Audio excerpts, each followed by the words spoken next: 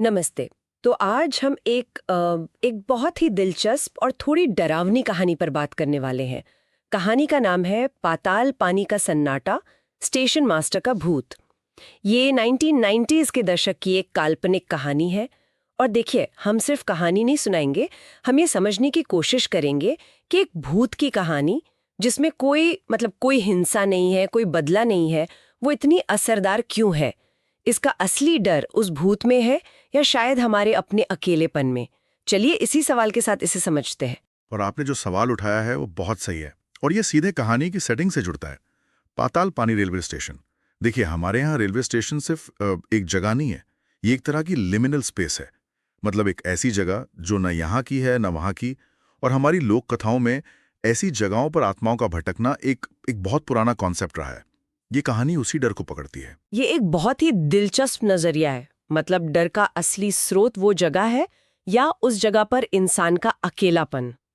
कहानी का जो मेन कैरेक्टर है हेमंत, वो रेलवे में नया नया है, अपनी पहली पोस्टिंग को लेकर बहुत उत्साहित है। हाँ। और उसे पाताल पानी जैसे खूबसूरत स्टेशन पर रात की शिफ्ट में अकेले काम करना है। हाँ, और यही पर लेखक एक बहुत चालाक विरोधाभास, एक कॉन्ट्रास्ट पैदा करता है। बिल्कुल। दिन की जो प्राकृतिक सुंदरता है और रात का वो अप्राकृतिक सन्नाटा। हाँ, हेमंत शुरू में तो उसे पसंद करता है ना? बिल्कुल। पर हॉरर कहानियों में ज्यादा शांति तो अक्सर आने वाले तूफान का ही संकेत होती है। सही कहा। और उस अकेलेपन को पहली दरार मिलती है, पहली ही रात को। जैसे ही घड़ी में ठीक 2:30 होते हैं, हेमंत को प्लेटफॉर्म के दूर वाले छोर से किसी के चलने की धीमी आवाज सुनाई देती है।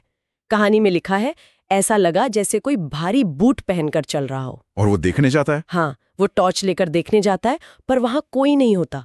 बस हवा का एक ठंडा झोंका आता है और चला जाता है। 1 मिनट यहाँ रुकते हैं। ये जो समय है 2:30, ये सिर्फ एक डरावना पल बनाने के लिए नहीं है। ये डर को एक तरह से लॉजिकल बनाने की कोशिश है। देखिए, हमारा दिमाग पैटर्न खोजता है। हाँ, और जब कोई भूतिया घटना एक घड़ी की तरह बिल्कुल सही समय पर होती है तो वो और ज्यादा परेशान करती है। मतलब ये कोई रैंडम घटना नहीं है, ये एक अपॉइंटमेंट है। बिल्कुल, क्या बात कही है। ये एक अपॉइंटमेंट है। अब हेमंत जानता है कि कुछ होगा, वो बस ये नहीं जानता कि क्या होगा। और वो हवा का ठंडा झोंका, वो सिर्फ एक क्लिच नहीं है, वो डर को फिजिकल बना देता है। अब ये सिर्फ सुनी हुई चीज नहीं, महसूस की हुई चीज है। हाँ, और इसी नींव पर कहानी आगे बढ़ती है। अगली रात फिर से 2:30 बजते हैं। अपॉइंटमेंट फिर से रखा जाता है। इस बार चलने की आवाज के साथ एक बूढ़े आदमी की सूखी कर्कश हंसी भी जुड़ जाती है। और हेमंत हिम्मत करके देखता है तो लैंप पोस्ट की हल्की रोशनी में उसे एक धुंधली सी लंबी और पतली आकृति दिखती है। देखिए, डर कैसे बढ़ रहा है।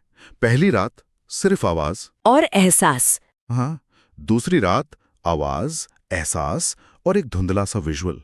कहानी हमें एक बार में सब कुछ नहीं बता रही, वो धीरे धीरे पर्दा उठा रही है। और हेमंत की प्रतिक्रिया भी बहुत स्वाभाविक है। वो चिल्लाकर पूछता है, कौन है? और वो साया गायब हो जाता है। गायब हो जाता है। इस सवाल का जवाब उससे अगले दिन मिलता है।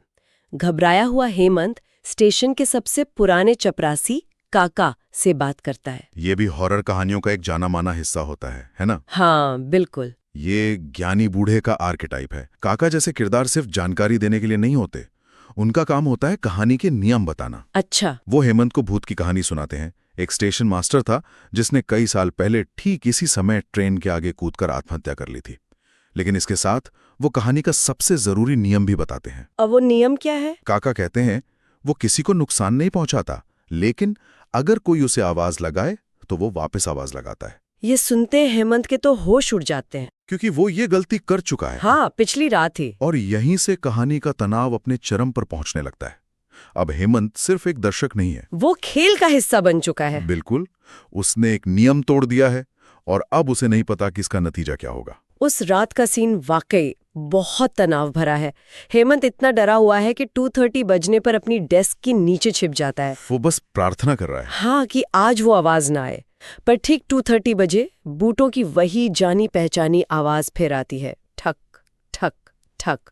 और फिर कहानी में एक ऐसा मोड़ आता है जो सब कुछ बदल देता है। क्या? इस बार आवाज प्लेटफॉर्म से नहीं आ रही थी, वो आवाज स्टेशन के अंदर से, ठीक उसके पीछे से आ रही थी। ओहो, ये डर का सबसे बड़ा नियम तोड़ता है। अब तक एक सेफ और अनसेफ जगह थी। ऑफिस सेफ था और प्लेटफॉर्म अनसेफ। कहानी ने उस मनोवैज्ञानिक दीवार को गिरा दिया है। अब भागने की कोई जगह नहीं है। बिल्कुल। वो कांपते हुए मुड़कर देखता है तो दरवाजे पर वही लंबा पतला साया खड़ा है। और इस बार वो हिल नहीं रहा, बस खड़ा है, जैसे उसे पता हो कि हेमंत उसे देख रहा है। डर के मारे हेमंत चिल्लाता है, तुम कौन हो?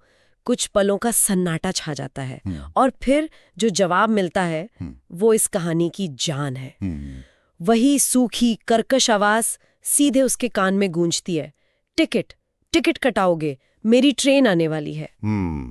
बस यही। ये शब्द इतने साधारण हैं और इसीलिए इतने ज्यादा डरावने हैं। हाँ, सोची भूत कोई धमकी नहीं दे रहा, बदला नहीं लेना चाहता, वो बस अपना काम कर रहा है, अपनी ड्यूटी कर रहा है। हाँ। वो एक सवाल पूछ रहा है जो एक स्टेशन मास्टर अपनी ड्यूटी पे पूछता है। कहानी में आगे लिखा है कि उस साये के हाथ में एक पुरानी टॉर्च थी जिसकी हल्की रोशनी में उसकी फटी पुरानी स्टेशन मास्टर की वर्दी दिख रही थी।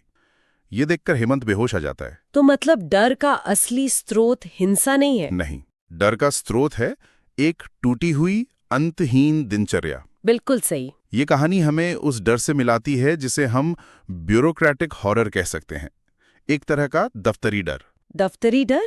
ये नया है। ये उस आत्मा का डर है जो अपनी पहचान अपने काम में इस कदर खो चुकी है कि मौत भी उसे उस चक्र से आजाद नहीं कर पाई।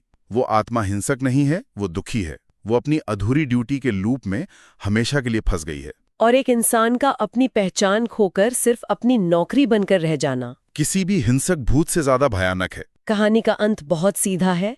अगली सुबह काका उसे बेहोश पाते हैं। हेमंत तुरंत इस्तीफा दे देता है और फिर कभी वापस नहीं आता। कभी नहीं।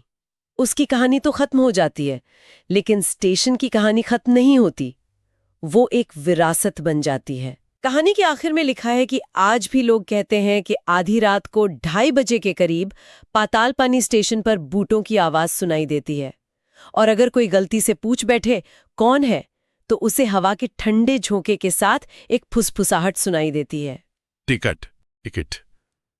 ये जो अंत है, ये कहानी को एक व्यक्ति के अनुभव से उठाकर एक लोक कथा, एक अर्बन लेजेंड बना देता है। सही है। ये बताता है कि ये सिर्फ एक बार की घटना नहीं थी, ये एक चक्र है जो उस स्टेशन पर हमेशा चलता रहता है। वो भूत अभी भी वहीं है, अपनी ट्रेन का, अपने यात्रियों का इंतजार कर रहा है।